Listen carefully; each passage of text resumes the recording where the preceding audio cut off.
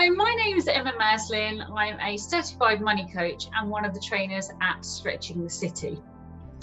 As a money coach, people come to me for help so that they can feel they're doing a better job with their finances.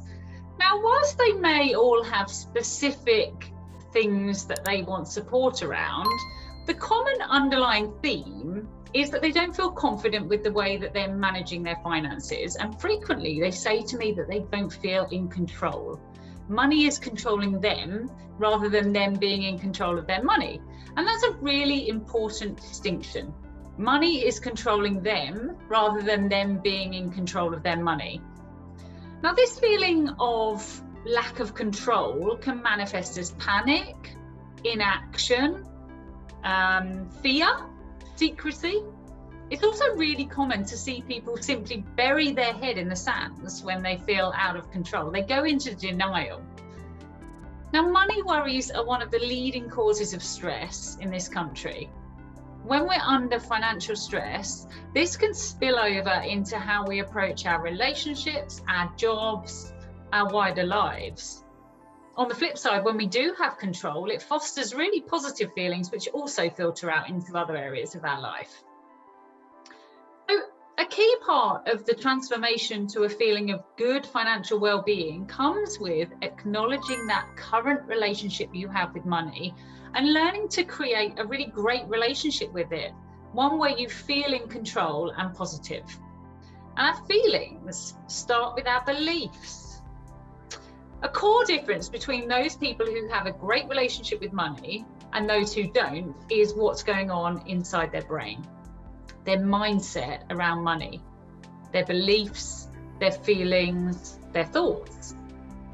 Now, our beliefs about money, wealth, poverty, rich people, poor people, the various ways that we see money are all instilled in us as children by what we pick up from the significant influences around us, parents, teachers, the media, and meaningful events that happen like divorce, job loss. Coronavirus is going to be a great one for this generation.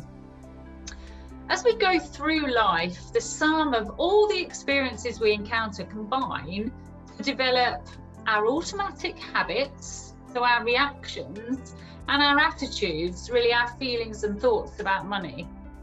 All those things that we see, hear, experience, are taught, they all result in attitudes, habits, behaviours, feelings around money that then get stored in the subconscious part of our brain.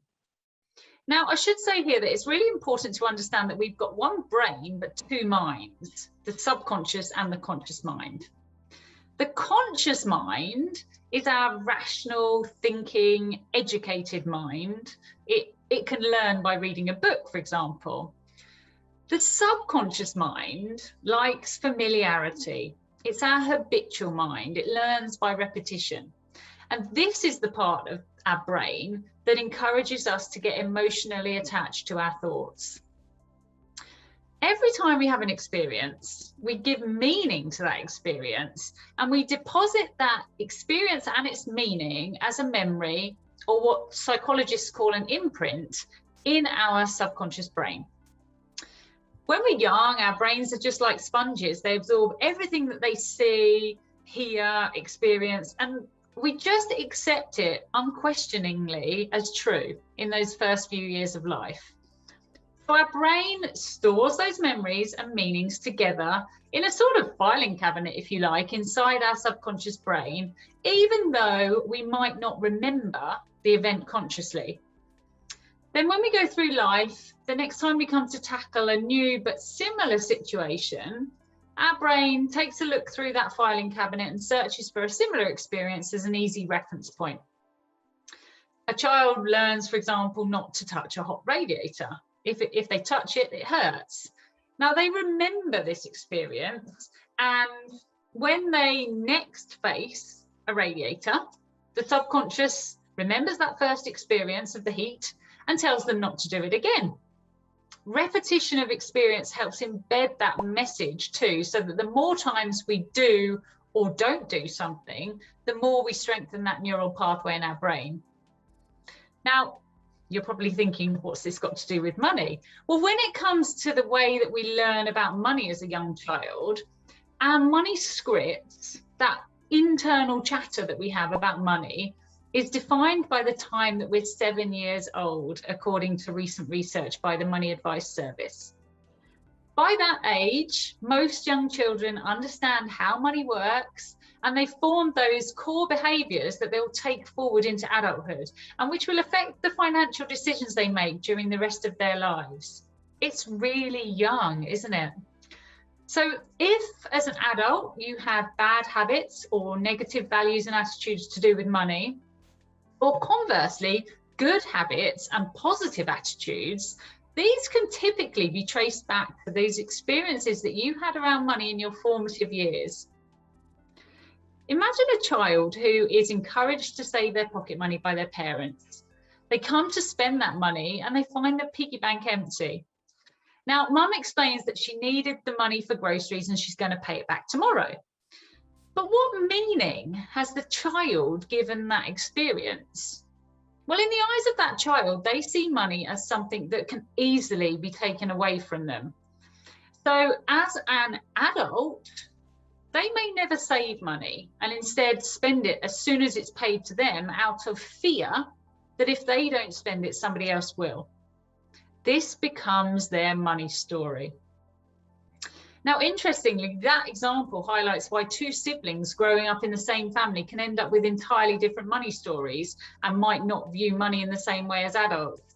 Our money personality is totally unique because none of us experiences exactly the same things growing up.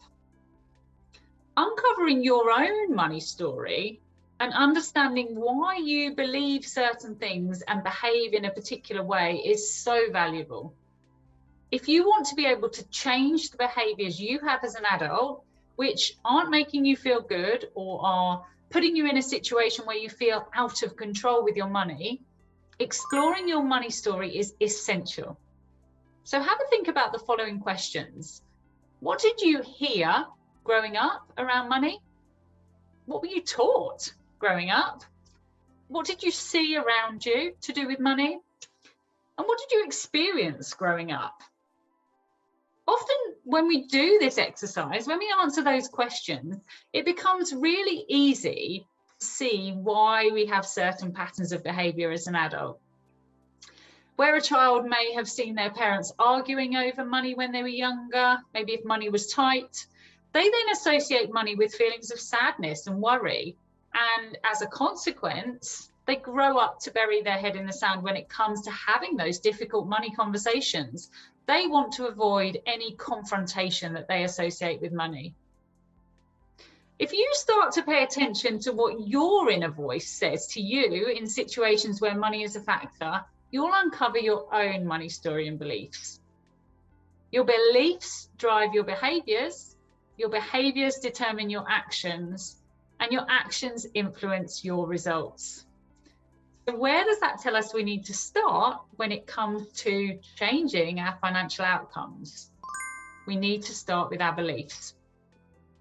Uncovering any beliefs which you may have that might be preventing you from having a really great relationship with your finances is such an important exercise when it comes to better financial health and well-being, especially when you aren't consciously aware that you have the belief in the first place.